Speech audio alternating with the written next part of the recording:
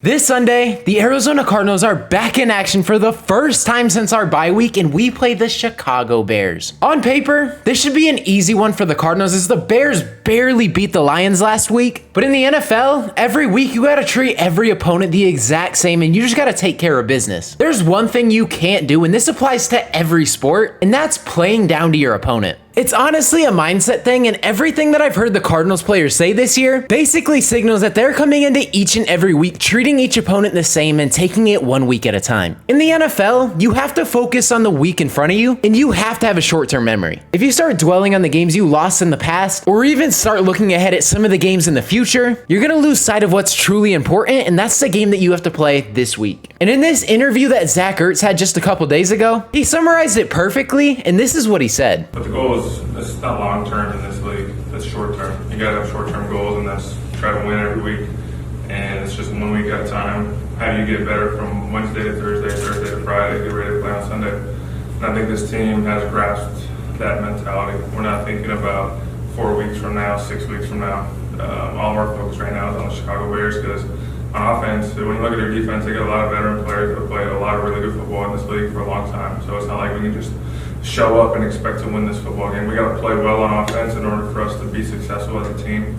It's a very good challenge this week. Like I said, he summarized it perfect. But when it comes to the Bears really haven't had a great season. And as it stands right now, they have a record of 4-7. And I guarantee if you were to ask any Bears fan how they're feeling about how the season's going so far, I guarantee they'd be disappointed. And Bears fans, I'm sorry for bringing this up, but ever since the double doink happened, I just feel like you guys haven't recovered as a franchise. That might be kind of weird to say because it was in 2018 when that happened, but I mean, you guys had a 12-4 record, and ever since then, you guys finished 8-8 in 2019 and 8-8 in 2020, and here you guys are in 2021, 4-7. I mean, that's pretty rough to think about, but it could always be worse. I mean, you could have had Ryan Lindley starting in a playoff game for you. Yeah, those were some dark days for us Cardinals fans. Really, really dark days. But going back to the game, the Bears have had this weird quarterback controversy going on all season long. Right now, Justin Fields is hurt, and we'll get into that in just a second. But before the season even started, Andy Dalton was named the starting quarterback, and he was promised to be QB1 right away. This was also before Justin Fields got taken, so it was kind of an awkward situation.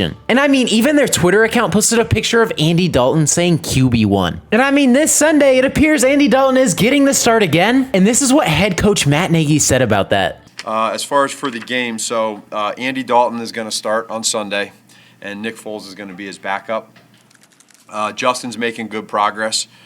Just not there medically yet for the clearance. I mean, we literally heard it from the man himself. So Andy Dalton's getting the start and Nick Foles is going to be the backup. So let me know down in the comment section below when Justin Fields gets back and is fully healthy. Do you guys think the Bears should start him, or do you think they should just sit him behind Andy Dalton for the rest of the season? Because I mean, your O-line is pretty bad. If I'm not mistaken, this is what, the second time that Justin Fields has been hurt? So let me know down below what you guys would do if you guys were the coach of the team. Would you start Justin Fields when he comes back, or would you just bench him for the rest of the year and ride out with Andy Dalton? Make sure to let me know down below. And staying on the same train of injured quarterbacks, the Arizona Cardinals have been without quarterback Kyler Murray since the Green Bay Packers game where he hurt his ankle. And from what I'm hearing and all the rumors that are circulating around, there is a ton of optimism that he's gonna play in this game against the Chicago Bears. Personally, I'm expecting him to be able to play because I mean, he's had what, 3 weeks plus the bye week? So if I had to guess, I would assume he's 100%, if not really close to that. And I also saw this video of him moving around and he looks so much better than he did a couple weeks ago. So if Kyler's not playing on Sunday, I would honestly be super surprised. But I mean, at this point, all we can really do is hope he's 100%. Because it's been way too long without the MVP of the league on the field. And speaking of injured Cardinal players that might be making a return to the lineup, we have none other than the best wide receiver in the NFL, Deandre Hopkins. It's pretty convincing to me that he's gonna be playing on Sunday. Whether it's a limited role or he's gonna be a full participant, I am like 99.9% sure DeAndre Hopkins is gonna get some action this Sunday against the Bears.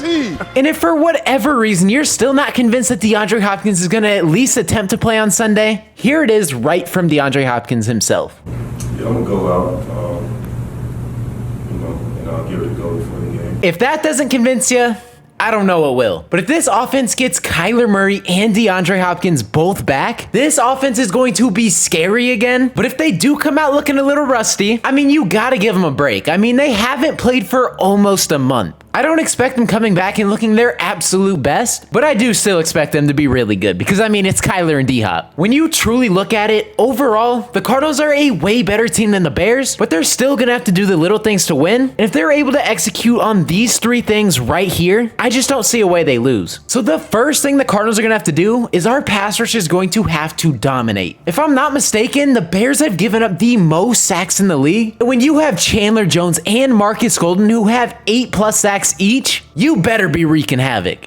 I know I've been saying it a lot, but if Markus and Chandler Jones are able to dominate, it makes the Cardinals defense look that much more terrifying, and it makes us a really hard team to beat. All I'm gonna say is teams are still lucky we still don't have JJ Watt, because if we did, it'd be scary hours. And the second thing the Cardinals are gonna have to do in order to win this game is lock down the Bears wide receivers. You might look at the Bears wide receivers and be like, their wide receivers aren't that great, but in reality, Allen Robinson and Darnell Mooney are actually really good. This is a receiving corps you can't overlook, so we're gonna need our secondary to step up big. Allen Robinson is one of the most underrated superstar receivers in the league, and Darnell Mooney in his last 2 games has recorded over 120 yards in each game. So our secondary is gonna have to be locked in from start to finish. Their wide receivers could do damage, and we just can't let that happen. And for the third and final thing the Cardinals are gonna have to do in order to walk away with this win is we're just gonna have to be locked in from start to finish. I know it sounds a little cheesy, but hear me out. Since Cliff Kingsbury's been hired, in the 2 games they played coming out of the bye, we lost to the Rams in 2019 and we lost to the Dolphins last year. The second half collapse of the season last year is something I don't expect from this year's Cardinals, and as long as we're on our A game and we're playing 100%, this team is almost unbeatable. But you know what they say, history repeats itself, but in this case and scenario, I just don't see that happening. And if the Cardinals are able to do those 3 things, I just don't think we're gonna lose, and if I had to make a prediction for the game, I have the Cardinals winning this one 31-17. And if you're someone who disagrees with that prediction or just thinks I'm wrong, I'm going to give you guys a chance to offer your rebuttal, and here's how. So down below, there's going to be 2 comments. One's going to be for the Cardinals winning, and one's going to be for the Bears winning. What I want you guys to do is like the comment of the team you think is going to win. And I know most of you guys who are subscribed to my channel are probably Cardinals fans, but I want you to put your bias aside, and here's why. So at the end of the season, we're going to tally who got more predictions right between me and you guys as a comment section. And if you guys end up beating me, at the end of the year, I'm going to be giving away a Kyler Murray jersey. Yeah, you heard that right. So make sure you guys are subscribed and make sure you guys are voting each and every week so you guys as a comment section have the best chance to beat me. But with that being said, that's pretty much going to wrap up today's video. If you guys did enjoy,